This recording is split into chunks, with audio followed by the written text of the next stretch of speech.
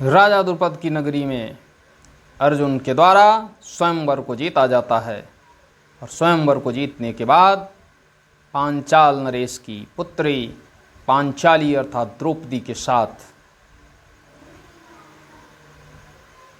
अपने भाइयों सहित अपने घर के लिए प्रस्थान किया जाता है।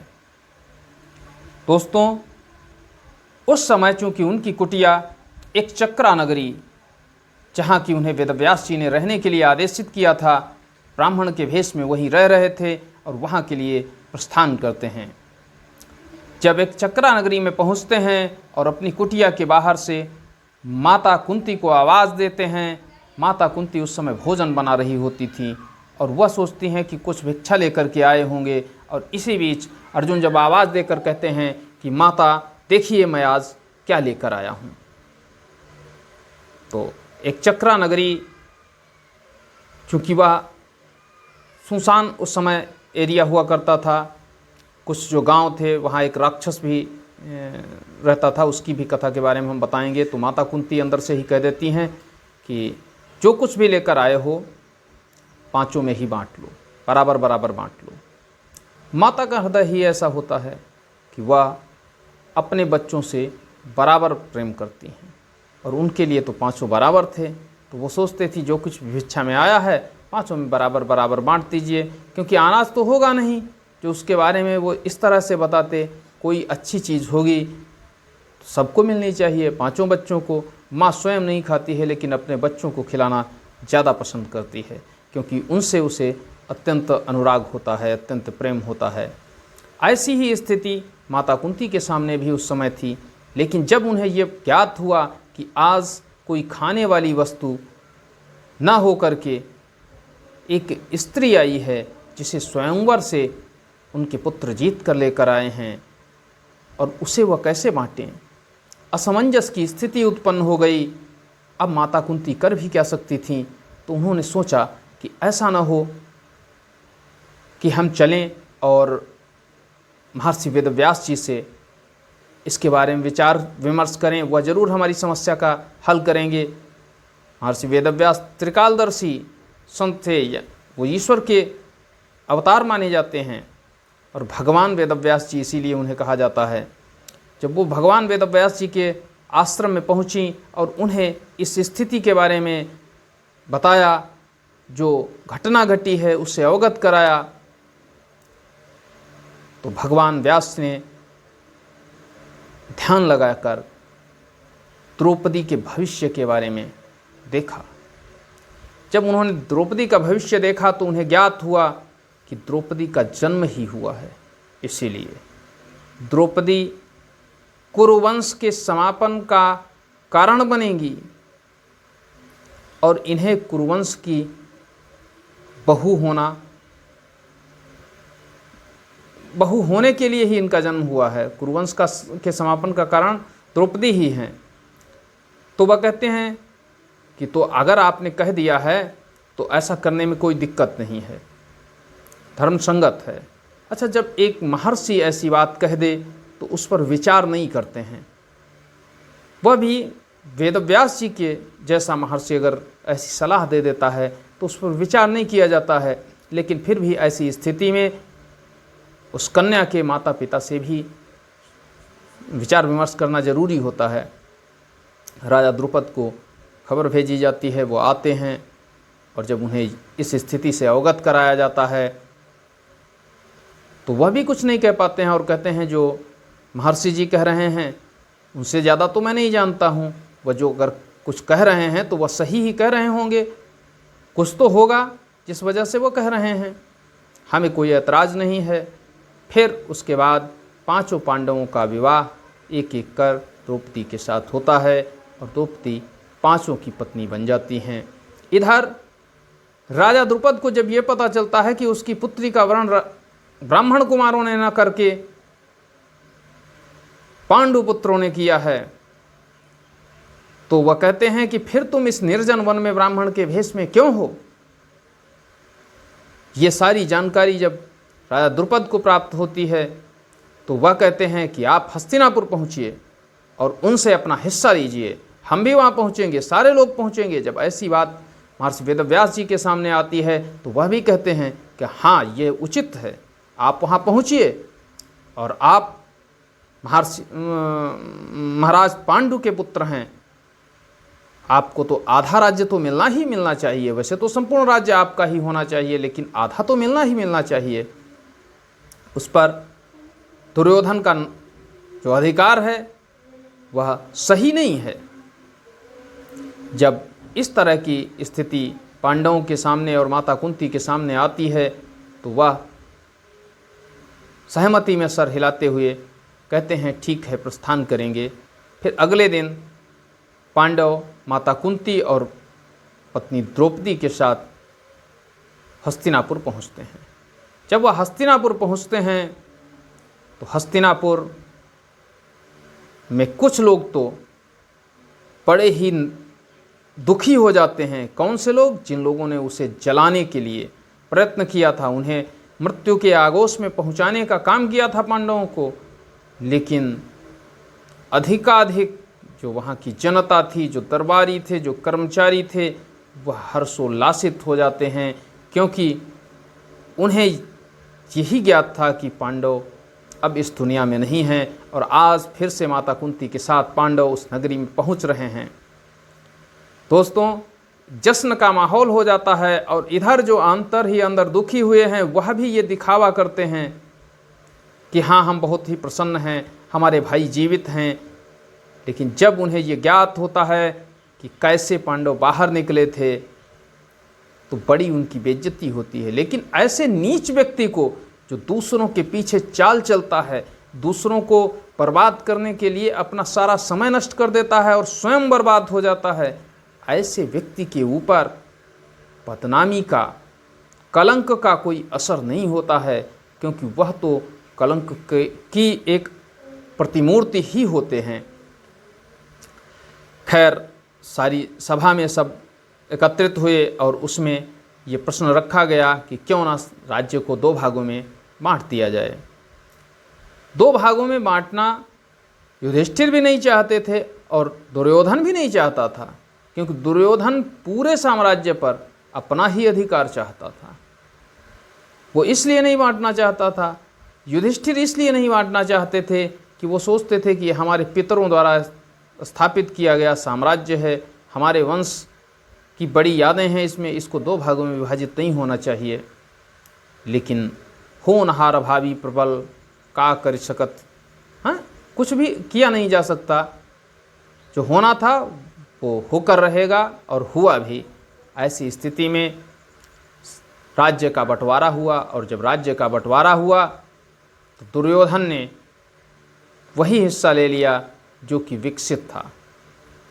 हस्तिनापुर नगर भी उसी की राजधानी रही और इनसे कहा कि ठीक है, जाइए उस वन क्षेत्र में आप अपना बना लीजिए हिस्सा।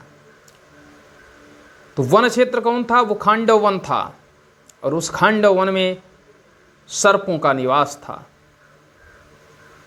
भगवान श्री कृष्ण अर्जुन को लेकर खांडव वन की तरफ जाते हैं।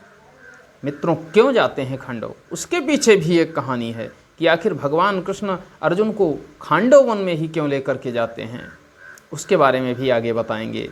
और जब अर्जुन खांडव वन जाते हैं तो वहाँ पर उसकी सफाई करनी होती है कि भाई महल बनाना है तो उससे पहले पेड़ पौधे वहाँ के हटाने पड़ेंगे। ऐसी स्थिति में उन पेड़ पौधों को हटाने के लिए वहाँ आग लगा दी जाती है और उस आग में जितने भी वहाँ सर्प रहते थे वो जल मरे। वहाँ की जो सर्पों की रानी थी वह उड़ गई।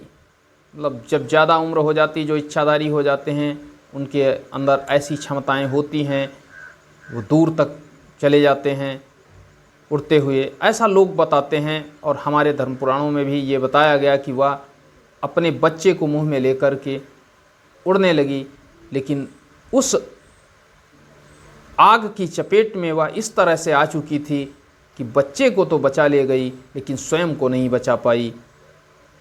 इधर उसका जो बच्चा, वही अश्वसेन जो महारथी कर्ण से महाभारत के युद्ध में कर्ण की मदद करने के लिए कहता है और अर्जुन को मृत्यु के मुंह में पहुंचाने की चेष्टा करता है, उसके बारे में भी बताएंगे। लेकिन इधर जब अश्वसेन बच जाता है लेकिन सारे सब मारे जाते हैं, तब वहाँ पर विश्वकर्मा जी को बुलाया जाता है, आह्वानित किया जाता है और उनके द्वारा एक नगर का निर्माण किया जाता है। उस नगर का नाम होता है इंद्रप्रस्थ। और वह इंद्रप्रस्थ कोई सामान्य नगर नहीं होता है, अद्भुत नगर होता है, क्योंकि उस नगर की रचना ही भगवान विश्वकर्मा ने की थी। और ऐसी रचना की थी कि जहाँ जल दिखाई देता था वहाँ स्थल होता था, और जहाँ स्थल दिखाई देता था वहाँ जल होता था। जो भी उस नगर को एक बार देखता था वो देखता ही रह जाता था, उसके ऊपर सम्मोहित हो जाता था नगर की तरफ। वहाँ जो आ जाता था वो ज़्यादा से ज़्यादा समय तक वहाँ रुकना चाहता था। कोई ऐसी मजबूरी ही रही होगी कि वह उसे छोड़कर जाने के लिए विवश हुआ हो। दोस्तों, इंद्रप्रस्थ राजधानी बनती है।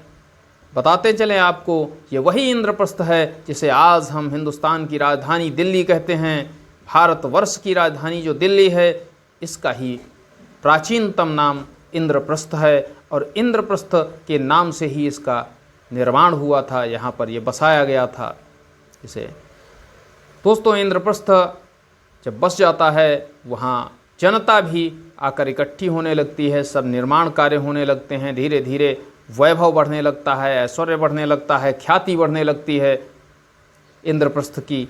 और जब इंद्रप्रस्थ की ख्याति ज़्यादा बढ़ने लगती है, देखिए द्वेष तो दुर्योधन पहले से ही करता था, लेकिन उसको ये पता नहीं था। वो सोचता था कुटिया बना करके ही ये यहाँ पर रहेंगे, और तो इनके पास कोई विकल्प है नहीं, क्योंकि इतनी जल्दी एक किला महल तो बना नहीं लेंगे, इनका तो जीवन निकल ही जाएगा और तब तक हम चक्रवर्ती सम्राट बन जाएंगे। लेकिन विधि के विधान को कौन टाल सकता है। उनके साथ स्वयं माधव थे, और माधव भृगुटि विलास सृष्टिलय हुई। अरे, उनके लिए कुछ भी असंभव है जब सब कुछ वही करते हैं और वह पांडवों के साथ हैं, तो उनका तो सदैव हित ही होना है, अच्छा ही होना है। ऐसी स्थिति में पांडवों के अंदर भी एक विचार आता है कि क्यों ना राजसूय यज्ञ किया जाए। अब राजसूय यज्ञ करने के लिए जब पांडव तैयार होते हैं, तो अपने इष्ट मित्रों को, परिजनों को इसमें बुलाया जाता है कि जो हमारे अपने हैं वो तो हमारे साथ हैं ही, और जो हमारा विरोध करेगा हम उससे युद्ध करेंगे। तो उसमें दुर्योधन को भी बुलाया गया, और दुर्योधन आया भी। जब दुर्योधन आया तो दुर्योधन को खजाने का मालिक बना दिया गया। जो धन संपदा का कोष था उसका स्वामी बना दिया गया कि राजसूय यज्ञ में जो भी याचक आएगा, वो जो भी मांगेगा उसे दिया जाएगा। दुर्योधन के लिए एक और भी बात प्रचलित है कि लक्ष्मी जी उसके साथ निवास करती थीं। वो जहाँ भी जाता था, लक्ष्मी जी उस पर प्रसन्न इतना थीं कि वह जहाँ भी होता वहाँ उसे कभी धन का अभाव नहीं होता दुर्योधन को, क्योंकि धन की जो मालकिन है वह माँ लक्ष्मी है, धन की देवी है माँ लक्ष्मी।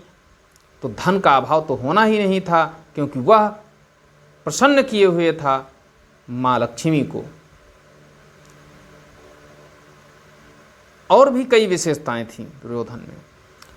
अच्छा, पांडवों ने भी ये सोचा कि अगर दुर्योधन को बनाया जाता है तो देखो धन तो कभी कम होने वाला नहीं है, कोई भी कितना भी मांगने आए धन कम नहीं होने वाला। और ऐसा ही हुआ। दुर्योधन ने अपना पूरी तन्मयता के साथ बांटा, जो भी आया उसको जो मांगा वो दिया, लेकिन फिर भी राजकोष कम नहीं हुआ। दोस्तों, राजसूय यज्ञ संपन्न हुआ। अब उसी राजसूय यज्ञ में दुर्योधन जा रहा था। ये घटना भी घटी। दुर्योधन जा रहा था, और पहले ही बताया गया है कि जो जहाँ जल दिखाई देता था वहाँ स्थल था, जहाँ पर स्थल दिखाई देता था वहाँ जल था। अगर ऐसी स्थिति आपके सामने आए, मेरे सामने आए, तो क्या हम लोग लड़खड़ाएंगे नहीं? लड़खड़ाएंगे ही नहीं, गिर भी सकते हैं। और ऐसी ही स्थिति दुर्योधन के सामने भी आई, और दुर्योधन भी लड़खड़ाने लगा। एक मजबूत बलिष्ठ व्यक्ति महावीर था दुर्योधन, और वो लड़खड़ाने लगा। और जब हम किसी को लड़खड़ाते हुए देखते हैं, गिरते हुए देखते हैं अचानक जहाँ पर नहीं उसको गिरना चाहिए, तो हमें हंसी स्वाभाविक आ जाती है। और ये प्रत्येक मानव के अंदर होता है। और ऐसी ही हंसी आई द्रौपदी को, जो दुर्योधन को इस स्थिति में देख रही थी। लेकिन वह हंसी ऐसी हंसी थी जो इतिहास लिखने वाली थी, जो कुरुवंश का नाश करने वाली थी। वह ऐसी हंसी थी जिस हंसी के द्वारा महाभारत जैसे युद्ध का आरंभ होना था, उसकी नींव पड़नी थी। और हंसते हुए कहा उन्होंने कि अंधे के अंधे ही होते हैं। और ये शब्द दुर्योधन के हृदय में एक कांटे की तरह ही नहीं, बल्कि ये मानकर चलिए वो ऐसे चुभे कि कांटा निकाल दो भले ही व्यक्ति को राहत मिल जाए। लेकिन ये शब्द बाण ऐसे लगे थे जो आजीवन उसको चुभते रहे।